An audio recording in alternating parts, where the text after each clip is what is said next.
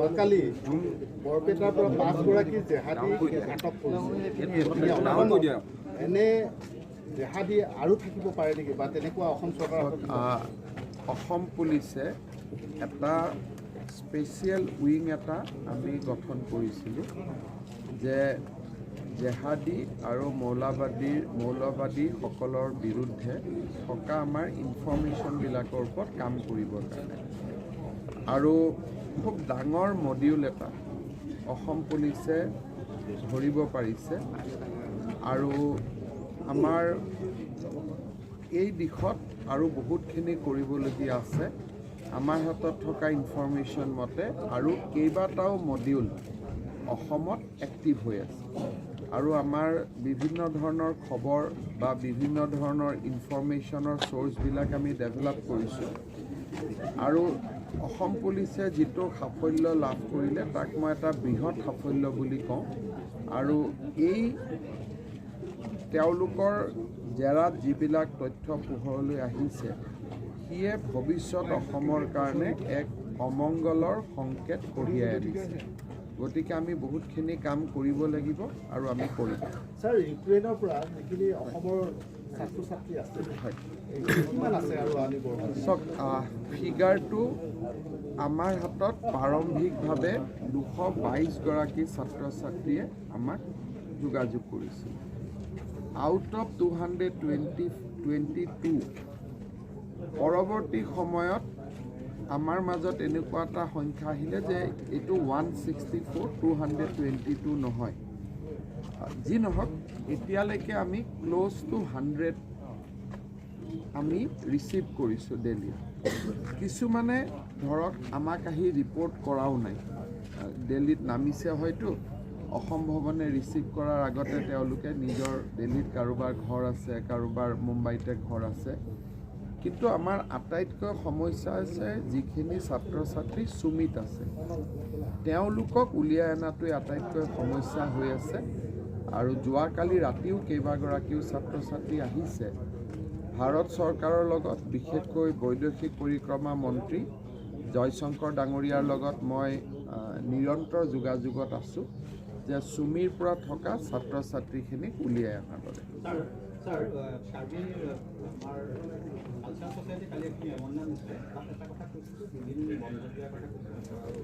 চাওক, কাৰ্বি আংলঙত স্থানীয় বন্ধ দিয়াৰ যিটো কথা কৈছে সেই বিষয়টো ঠিক আছে, অহাবাৰ আহক, অহাবাৰ আমি ভাল কৰি আলোচনা কৰি ল'ম।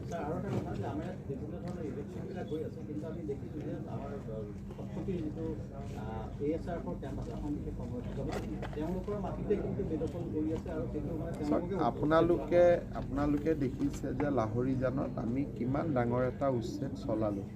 গতিকে সেইটোৱে এটা ইণ্ডিকেট কৰে যে অসম পুলিচে বা অসম চৰকাৰ বা কাৰ্বি আংলং স্বায়ত্তশাসিত পৰিষদে উচ্ছেদৰ ওপৰত কিমান গুৰুত্ব দিছে।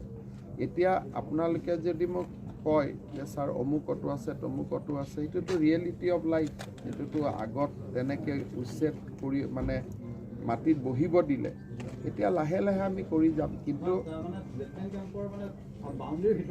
ক'লো নহয়, এনেকুৱাও আছে যে DC কোৰ্টৰ ভিতৰতো বহুত জেগাত মানুহে মাটি দখল কৰি থৈছে, ধুবুৰী জেগাত। তেনেকুৱা আমাৰ চৰকাৰী মাটিত, চৰকাৰী এগ্ৰিকালচাৰ ফাৰ্মত, চৰকাৰী চিট ফাৰ্মত, চৰকাৰী ফিচাৰীত, চৰকাৰী কাৰ্যালয়ত, এইটো কাৰ্বি আংলংটো এটা উদাহৰণ নহয়।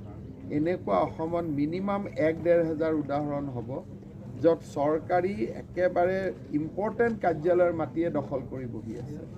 চ' এইটো লং ডাউন প্ৰচেছ। কিন্তু আপোনালোকে জানে যে উচ্ছেদ যেতিয়া আপোনালোকে কৰিব যায়, বুলডোজাৰ, JCB এইবিলাক দেখা যায়, তেতিয়া এটা কিছুমান মানুহে তাৰ বিৰুদ্ধেও কয়। গতিকে চৰকাৰে বেলেঞ্চ কৰি এটা সামঞ্জস্য ৰক্ষা কৰি কাম কৰি থাকিব লাগে।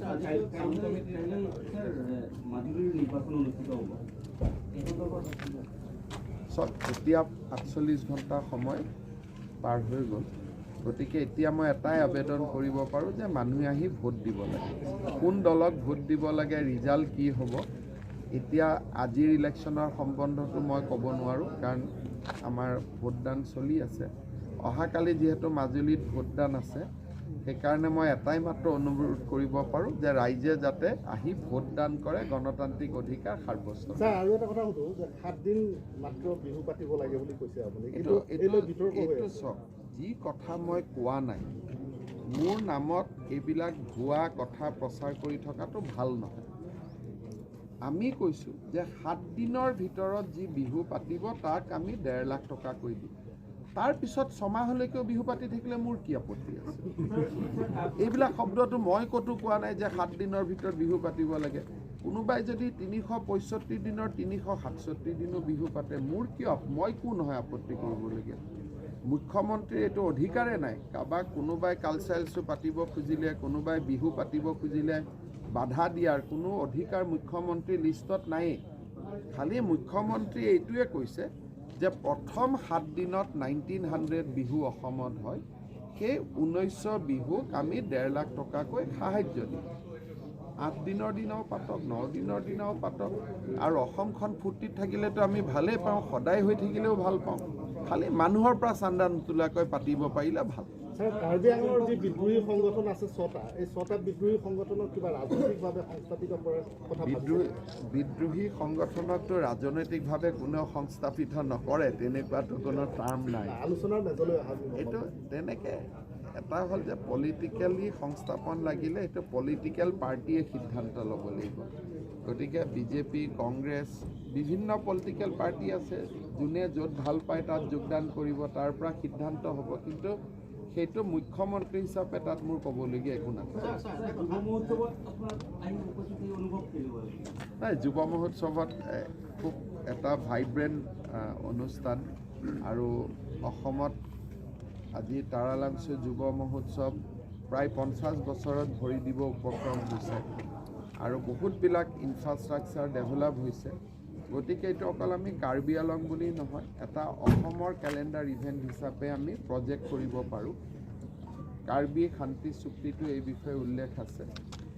মই এইবাৰ চাই গ'লোঁ, আগত মই অহা নাছিলোঁ। গতিকে অহাবাৰ ইয়াক আমি আৰু ডেভেলপ কৰিম, আৰু খালি মোৰ এটাই অনুৰোধ থাকিব যে যাতে এই যুৱ মহোৎসৱটো আমাৰ লোকনৃত্য আৰু কাৰ্বি সংস্কৃতিৰ লগত জড়িত হৈ থাকে। বহুত বেছি পশ্চিমীয়া হৈ গ'লে তেতিয়া এসময়ত ইয়াৰ আনুষংগিক নিগেটিভ কম্পোনেণ্টবিলাকো আহি যাব। গতিকে যিহেতু যিসকলে অনুষ্ঠানটো আয়োজন কৰিছিলে 48 বছৰ আগত, তেওঁলোকে কাৰ্বি কালচাৰটো প্ৰটেক্ট কৰাৰ কাৰণে এই কামটো কৰিছিল। গতিকে মুখ্য উদ্দেশ্যৰ পৰা যাতে আমি আঁতৰি নাযাওঁ, সেইটো এটা আমাৰ প্ৰধান লক্ষ্য হ'ব লাগে। বাকী সকলোৰে কম্পোনেণ্ট থাকিব, হিন্দী গানো গাম, ইংৰাজী গানো গাম, অসমীয়া গানো গাম, বঙালী গানো গাম, গুজৰাটী গানো গাম, কিন্তু মেইন যিটো উদ্দেশ্য যিটো প্ৰটেক্ট কাৰ্বি কালচাৰ, সেইটো যাতে তাৰ পৰা যাতে নতুন প্ৰজন্ম আঁতৰি নাযায়।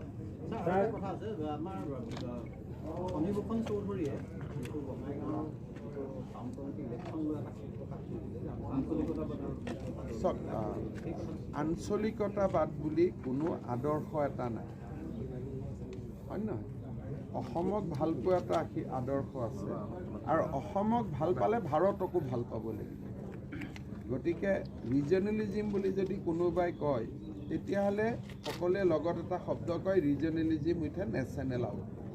গতিকে অসম আৰু ভাৰত দুয়োটাকে আমি ভাল পাব শিকিব লাগিব, আৰু তেতিয়াহে আমি বিশ্বৰ বৰসভাত নিজক চিনাকি দিব পাৰিম। গতিকে বাকী আৰু জাতীয়তাবাদ, আঞ্চলিকতাবাদ মানে কি বুজায়, কি ডেফিনেশ্যন মই নাজানো। যেনেকৈ আমাৰ লুৰিণজ্যোতি গগৈ জাতীয়তাবাদী এটা দল খুলিতো আকৌ কংগ্ৰেছৰ লগতে হাত মিলালে, হয় নহয়? তেনেকৈ AGPও আজি বিজেপিৰ লগত হাত মিলালে। তাৰমানে জাতীয়তাবাদ, ৰাষ্ট্ৰীয়তাবাদ এইবিলাক এটা শব্দ। আচল কথাটো হ'ল যে মই অসমক ভাল পাওঁ, মই ভাৰতক ভাল পাওঁ।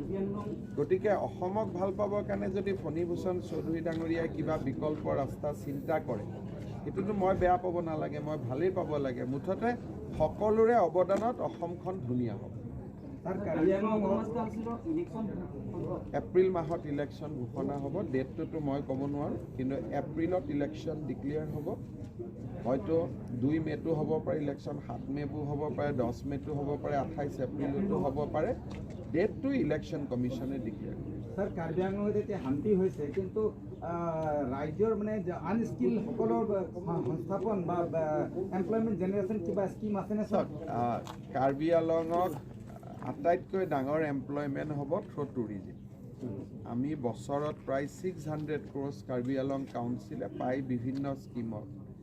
মই CM ডাঙৰীয়াকো কৈ আছোঁ যে ভাল টুৰিজিম মাষ্টাৰ প্লেন এটা বনাব লাগে, কাৰণ টুৰিজিম হ'লে ইয়াত হোম ষ্টেৰ বহুত সুবিধা আছে, টুৰিজিমৰ বহুত সুবিধা আছে। গতিকে আৰু হস্পিটেলিটি ইণ্ডাষ্ট্ৰীৰ ওপৰত স্কিল বেছ আমি হস্পিটেলিটিৰ ওপৰত ইনষ্টিটিউট কৰিব পাৰোঁ যাতে ল'ৰা ছোৱালী শিকিব পাৰে।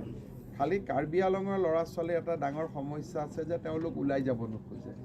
3000 টিচাৰ পোষ্ট খালী হৈ আছে আণ্ডাৰ ST হিলছ, কিন্তু কোনো ওলাই যাব নোখোজে। নলবাৰীত চাকৰি কৰিব নোখোজে, গোৱালপাৰাত চাকৰি কৰিব নোখোজে, ডিব্ৰুগড়ত কৰিব নোখোজে। সেইকাৰণে কাৰ্বি আংলঙৰ ভিতৰতো স্ক'প লিমিটেড থাকিব। কাৰ্বি আংলঙৰ ল'ৰা ছোৱালী অসমখনকো নিজৰ বুলি ভাবি অসমত গ'লে তেতিয়া মই ভাবোঁ ইয়াৰ নিবনুৱা সমস্যা বহুত সমাধান হ'ব। বহুত বেছি ইণ্ডাষ্ট্ৰী কৰিলে কাৰ্বি আংলংখন বেয়া হৈ যাব। ইয়াত যিটোৰ কাৰণে মানুহ কাৰ্বি আংলঙত আহে সেইটোৱে গণ্ডগোল হৈ যাব। কাৰ্বি আংলঙত ইঞ্জিনিয়াৰিং কলেজ কেতিয়া স্থাপন কৰা হ'ব স্যাৰ? কৰি দিম। এতিয়া এইবাৰ বাজেটত ষ্টেট ইউনিভাৰ্চিটিৰ কাৰণে মই এডুকেশ্যন ডিপাৰ্টমেণ্টক ৰিকুৱেষ্ট কৰিছোঁ।